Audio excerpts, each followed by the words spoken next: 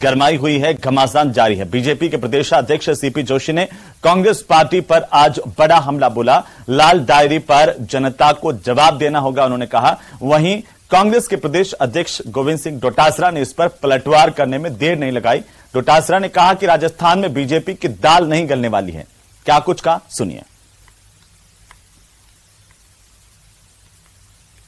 मुख्यमंत्री जी ने स्वयं कहा है कि राजेंद्र गुड्डा जी ने मेरी सरकार बचाई है, और आखिर लाल डायरी में ऐसे क्या काले कारनामे हैं जिन्होंने कई मंजिल कूदकर उस डायरी को छुपा के लाना पड़ा। कि निश्चित रूप से इसका राज मुख्यमंत्री जी को, जनता को बताना चाहिए।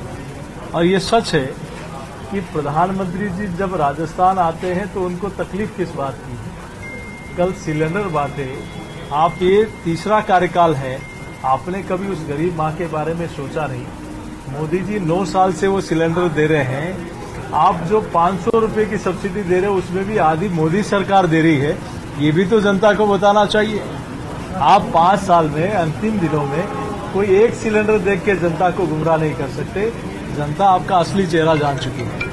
यहाँ की 10 गारंटियों का भी उन्होंने अपने स्पीच में बार बार मखौल उड़ाया, लेकिन कल खुद 2 तरह की गारंटी, एक तो यूरिया इतने रुपए में मिल जाएगा, गारंटी देता हूं, और डबल इंजन की सरकार आएगी, अर्थव्यवस्था पूरे देश की बहुत अच्छी होगी और उसमें राजस्थान का योग होगा, गारंटी दूंगा। यानी हमारे गारंटी शब्द को वो पहले रेवड़ियां बताते थे, अब स्वयं गारंटी शब्द का प्रयोग कर रहे हैं। इसका मतलब मामला गड़बड़ है। यहां पर राजस्थान में उनकी दाल नहीं गलने वाली है। तो चलिए आगे बढ़ेंगे। और इसी बीच टोंक से बड़ी खबर मिल रही है, जहां पर सर्किट हाउस में सचिन पायलट की जनसुनवाई में कांग्रेस की गुटबाजी खुलकर के सामने आ गई।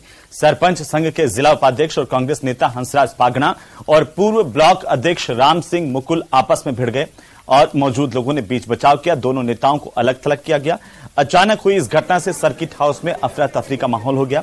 पूरी घटना में कांग्रेस में एकजुटता के दावों की हवा निकाल करके रख दी है, लेकिन इससे बेफिक्र सचिन पायलट ने अपने चिर परिचित अंदाज में बीजेपी पर जमकर निशाना साधा। क्या कहा, सुनिए।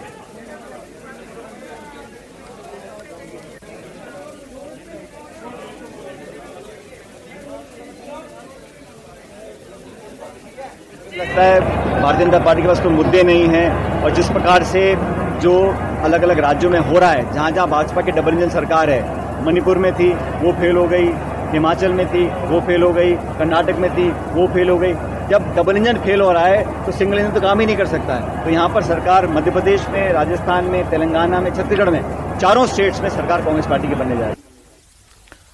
तो वहीं भरतपुर जिले से आज बड़ी संख्या में नेताओं और कार्यकर्ताओं ने कांग्रेस का दामन थाम लिया। वैर और बयाना विधानसभा क्षेत्र में कई पदों पर काम कर चुके नेताओं को पीसीसी चीफ गोविंद सिंह डोटासरा और पीडब्ल्यूडी के मंत्री भजनलाल जाटव ने कांग्रेस की सदस्यता ग्रहण करवाई। इनमें नदबई से विधानसभा का चुनाव लड़ चुके रामबाबू धाकड़ भी शामिल हैं। डोटासरा ने यह दावा किया कि कांग्रेस के पक्ष में माहौल बन गया है। आने वाले दिनों में कई बड़े नेता कांग्रेस पार्टी का दामन थामेंगे।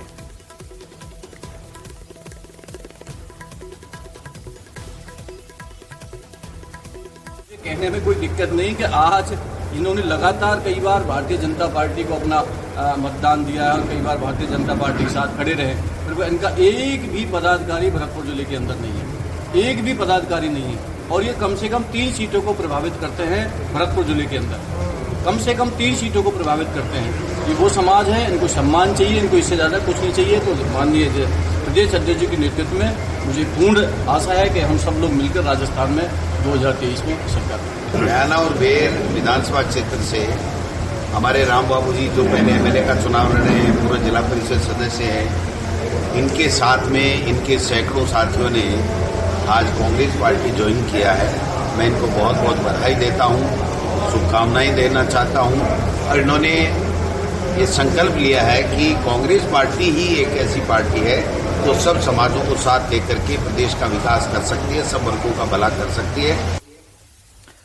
तो वहीं पीसीसी चीफ गोविंद सिंह डोटासरा के राजस्थान में बीजेपी की दाल नहीं गलने वाले बयान को लेकर के सीकर सांसद स्वामी सुमेधानंद सरस्वती ने कड़ा पलटवार किया है। न्यूज 18 के हमारे संवाददाता लखवीर सिंह से खास बातचीत करते हुए आपको बता दें कि सीकर सांसद सुमेधानंद सरस्वती ने कहा कि इस बार माहौल बीजेपी के पक्ष में है।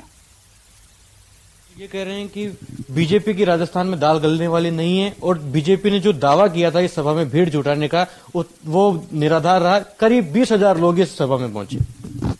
गोविंद जी कह रहे हैं बीजेपी की दाल नहीं गलेगी, बीजेपी का तो हलवा बनने को तैयार है जो प्रसाद और मिठाई में बटेगा। देसी घी का हलवा बनेगा, देखना। मैं आपको बताऊं, पिछली बार 163 थी, इस बार उससे भी ज्यादा जाएंगे। डोटासरा जी को खुद का खतरा हो रहा है। अब की बार लक्ष्मणगढ़ की चूड़ें हिल रही हैं, क्योंकि जब भी कोई रीट की बात आती है, कोई पेपर लीक की बात आती है, तो सीधी की सीधी अटैक होता है डोटासरा जी पर। तो डोटासरा जी को खाल बचानी मुश्किल हो जाती है।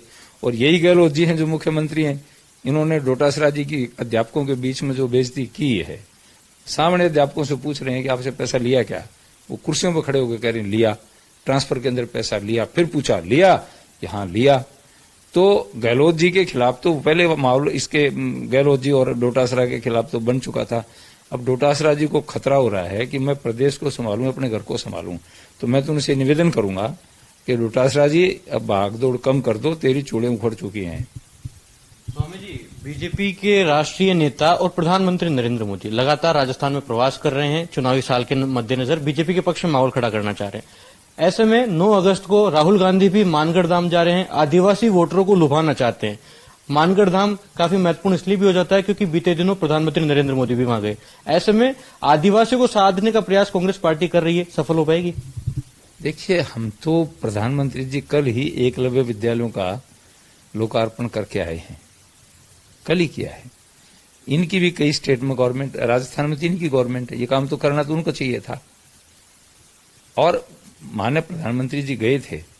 पहली बार एक प्रधानमंत्री है जिसने इस प्रकार के महापुरुषों को याद किया है। इनके कितने सारे प्रधानमंत्री थे। अब राहुल गांधी को मानगढ़ याद आ रहा है, उनके पिताजी को याद, क्यों नहीं याद, नानी को, दादी को। तो चलिए, फिलहाल वक्त हो चला छोटे से ब्रेक का, जल्द लौटेंगे, आप बने रहिए हमारे साथ।